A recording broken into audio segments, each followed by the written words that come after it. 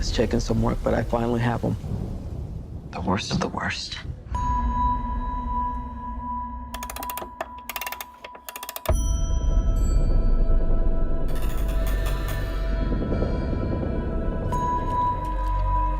Where? Let's just say I put them in the hole and threw away the hole. There's rumors, Amanda, that some of them have abilities. Oh, yeah. I have seen things. Maybe Superman was some kind of beacon for them to creep back from the shadows. I want to assemble a task force of the most dangerous people on the planet who I think can do some good. They're bad guys. Exactly. And if anything goes wrong, we blame them. We have built-in deniability. What makes you think you can control them? Because getting people to act against their own self-interest is what I do for a living.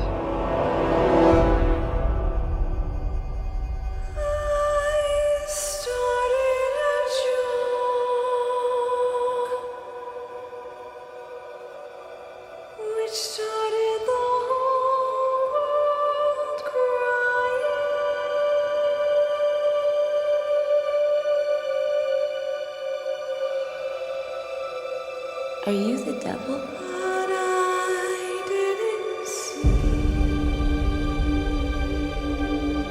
All you need to know is you work for me.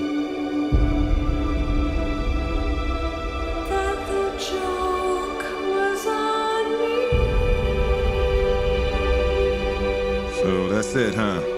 We're the patsies. We're some kind of suicide squad. Let's go save the world.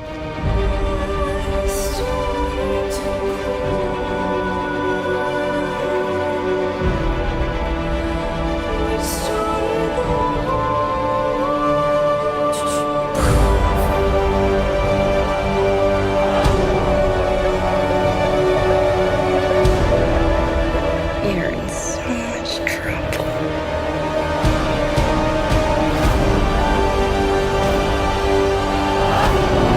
Hope you got insurance.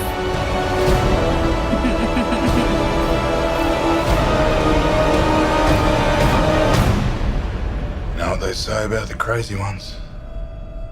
Huh? If I'd only see Oh, I'm not gonna kill you. that the joke was on me. I'm just gonna hurt you. Really, really bad. Hey YouTubers, it's Charlie. So Warner Brothers decided to release the Suicide Squad footage officially, so now we can do an actual breakdown. So let's go. Really, like, the thing everyone's talking about in this trailer is Jared Leto's Joker and the origin story for Harley Quinn. That looks like what's going on at the end of the trailer where he's torturing her. Really what the footage tells us is that this is going to be an origin story for the Suicide Squad, the first origin story, but in this universe, like, this takes place in the continuity of Batman v Superman. So this is way after Death in the Family.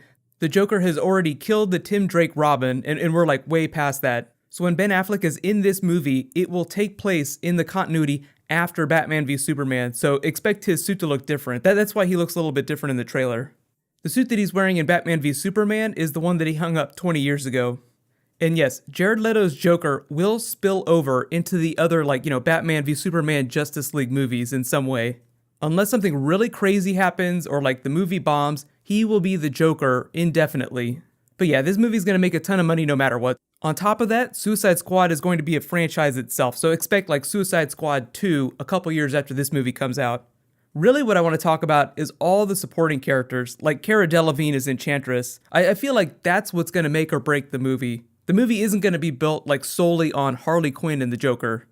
Originally, Tom Hardy was supposed to play Rick Flag. He had to drop out because of a scheduling conflict, so I think they changed the narrative of the film a little bit to focus more on Will Smith's character, just because he's like the biggest actor inside the Suicide Squad right now. So just expect him to get proportionately more story in the movie than the other characters. Like the big leads in this movie, Jared Leto, Will Smith, and then collectively the Suicide Squad as a team together.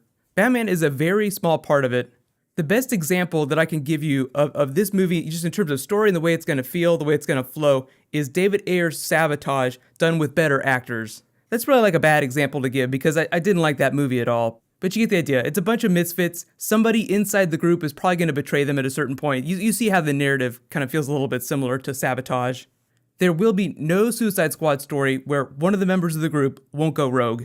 The twist is always that it's not the character that you expect. Like, Harley Quinn will probably hate the shit out of the Joker in this movie, even though it seems like she has a total boner for him. Remember, these are all villains, but they're not the bad people in the movie. The most evil people will be Amanda Waller and the Joker. The whole point of the Suicide Squad is for you to sympathize with them even though they're really bad. Let's look at the slow-mo shot of them all together. So right now, like my favorite supporting characters, just looking at them visually because they don't have a lot of lines that I'm most excited about, are Enchantress, I'm a big Cara Delevingne fan, Killer Croc, King Shark, and Katana. Now you also have to remember that Hugo Strange is in this movie too. Like he'll appear like in all these scenes where Harley Quinn is basically behind bars, like before she puts the makeup on. This looks like it happens after this Joker torture scene. I'm guessing that that's going to be in a flashback. I don't think she's going to become Harley Quinn in present day. Like, she'll have been Harley Quinn for a while.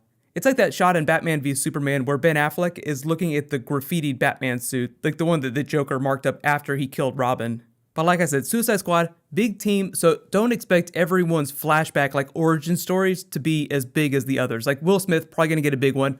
Harley Quinn and the Joker, going to get a huge one. Rick Flag, we'll see. Joel Kinnaman is the new Rick Flag. So because it's not Tom Hardy, we'll see. I'm wondering how much they changed the character.